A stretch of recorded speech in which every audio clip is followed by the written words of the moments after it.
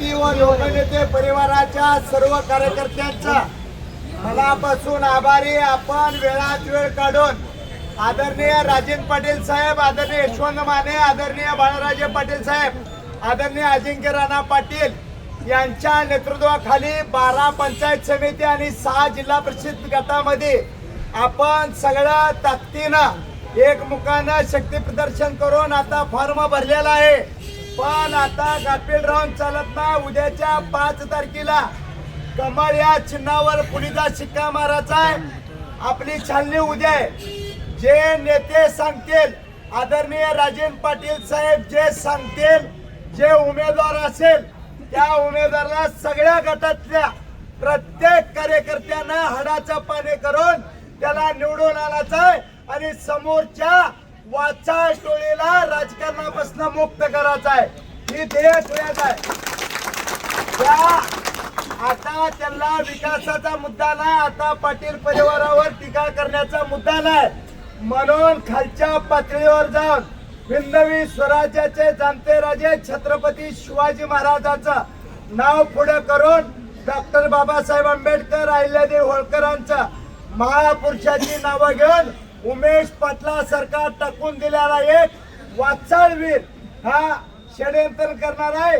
त्यामुळे मित्रांनो, सगळ्यांना सावधगिरी आणि प्रामाणिकपणाने काम करून जो कोण उमेदवार आहे, उदाहरणार्थ त्या जिल्हा परिषद गटामध्ये जी उमेदवार आहे तो स्वतः उमेदवार नाही, त्या ठिकाणी आदरणीय राजेंद्र पाटील साहेब उभा आहेत म्हणून तुम्ही त्यांना मदत करायची, एवढं लक्षात ठेवा. आणि तुम्ही आला त्याबद्दल तुमचा आभार. याच्यानंतर आपले युवा नेते अजिंक्य राणा पाटील साहेब आभार मानतील, तेवढं शांततेत ऐकून घ्यावं. नमस्कार. आज आपण सर्वांच्या उपस्थितीमध्ये आणि या तालुक्याचे भाग्यविधाते आदरणीय दादांच्या मार्गदर्शनाखाली आज जिल्हा परिषदचे 6 आणि पंचायत समितीचे 12 असे भारतीय जनता पार्टीचे आपण अर्ज आज आपल्या सर्वांच्या साक्षीनं आणि उपस्थितीमध्ये मोठ्या प्रमाणामध्ये आपण सर्वांनी शक्ती प्रदर्शन दाखवून आपण अर्ज दाखल केलेले आहेत. उद्या छाननी आहे. छाननीमध्ये त्या ठिकाणी उद्याचे 1 दिवस आहे. त्याच्यानंतर अर्ज काढून घ्यायची मुदत आहे आणि मला वाटतं 27 तारखेला 26 जानेवारी सुट्टी, 27 जानेवारी पासून 27 जानेवारी पासून त्या ठिकाणी अधिकृत जो प्रचार आहे तो सुरू होणार आहे. तर आपण आपले उमेदवार हे आज आपल्या समोर सगळे उमेदवार आहेत. आपण आपल्या उमेदवाराचा म्हणजे भारतीय जनता पार्टीचा या ठिकाणी येत्या काळामध्ये गाफील न राहता आपल्याला प्रत्येक घटकापर्यंत, प्रत्येक माणसापर्यंत, प्रत्येक वस्तीपर्यंत आपल्याला कार्यकर्ता म्हणून त्या ठिकाणी पोहोचायचं आहे. आज आपण भारतीय जनता पार्टीनं त्या ठिकाणी सर्वसामान्य जनतेला उमेदवारी दिलेली आहे. ह्याच्यामध्ये कुठलाही मोठा माणूस नाही. इथं सर्वसामान्य माणसाला, व्यक्तीला, कार्यकर्त्याला उमेदवारी भारतीय जनता पार्टीने दिलेली आहे. आणि आजची परिस्थिती बघितली तर जे विरोधक आहेत त्यांनी आपल्या तालुक्यामध्ये एक दृष्टीनं हे काय म्हणतात त्याला कॅप्चर करण्याचं काम करतायत. एक ह्या भागातून उभारतोय, एक दुसऱ्या भागातून उभारतोय, वेगळ्या वेगळ्या पक्षातून दोघ जण उभारतात. तिसऱ्या बाजूला एक उमेदवार आहे, चौथ्या बाजूला एक उमेदवार आहे. ह्याचं कारण असं आहे की आपल्या मोहोळ तालुक्यामध्ये हा मोहोळ तालुका हा शेतकऱ्यांचा तालुका आहे, एक विचारधाराने चालणारा तालुका आहे. पण ह्या तालुक्यावर कब्जा करण्याचं काम हे विरोधक सध्या करतायत. त्याच्यामुळे आपल्याला गाफील राहून चालणार नाही. येत्या काळामध्ये, येत्या 10-15 दिवसामध्ये हे तुम्ही स्वतः उमेदवार आहात, तुमच्या हक्काचा उमेदवार त्या ठिकाणी निवडून द्यायचा आहे. त्याच्यासाठी आपल्याला काम करायचं आहे.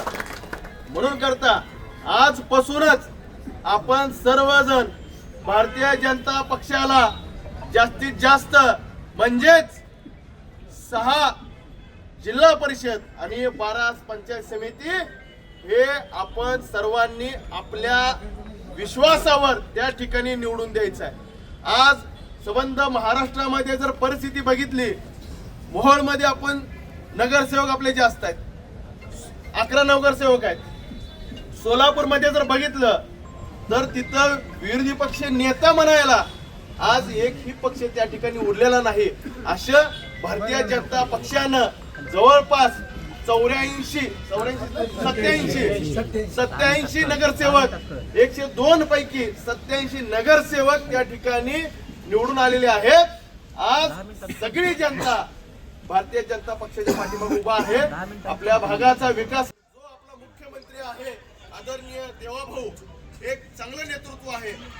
आज आपण जर भारतीय जनता पक्षाच्या पाठीमागे उभं राहिलो खंबीरपणे, तर आपलं जे काय विकास असेल ते आपण त्या करू शकतो। आज एक प्रक्रिया चालू आहे भारतीय जनता पक्षाची, केंद्र राज्य सरकारची। भविष्य काळामध्ये माझ्या माहितीप्रमाणे आपल्या शेतकऱ्यांची कर्जमाफी सुद्धा होणार आहे, हे लक्षात राहावं। आता तुम्ही आपल्या तालुक्यात आपल्या गावातल्या सचिवाला, सेक्रेटरी आपला जो आहे ना, त्याला तुम्ही विचारा की आपल्या याद्या मागवलेल्या आहेत आणि येत्या काळामध्ये मला माझी माहितीप्रमाणे ह्याच वर्षी जूनच्या किंवा अखेरपर्यंत कर्जमाफी हे मुख्यमंत्री महोदय देणार आहे। त्याच्यामुळे आपण त्याच ताकदीनं भारतीय जनता पार्टीच्या पाठीमागं खंबीरपणे आपण उभं राहायचं आहे आणि भाजप विरुद्ध 0 करून टाकायचं आपल्याला। जिल्हा परिषद आणि 12 पंचायत समिती तुम्ही लक्षात घ्या। आज मोठ्या ताकदीनं आपण रॅली काढली, शक्ती प्रदर्शन केलं। आज विरोधकाला माणूस नाही, त्यांच्याकडे कोण माणूस नाही, उभं राहायला माणसं नाहीत, हे स्वतः उभा राहायला लागले। आणि आपण आपल्याकडं एवढे कार्यकर्ते आहेत की कुणाला संधी द्यायची कुणाला नाही अशी परिस्थिती झालेली आहे।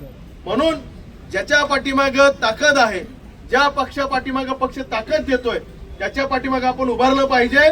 आणि आज आपण मोठ्या संख्येनं या तालुक्यातून कानाकोपऱ्यातून जो भारतीय जनता पक्षाचा असेल, राजन पाटलाचा कार्यकर्ता असेल, सगळ्यांचं मी आज इथं आपण शक्ती प्रदर्शनासाठी आलात, याबद्दल मी सर्वांचं मनापासून आभार व्यक्त करतो। आणि आपण सर्वजण आता हळूहळू प्रत्येकानं व्यवस्थित आपल्या घरी जायचं आहे।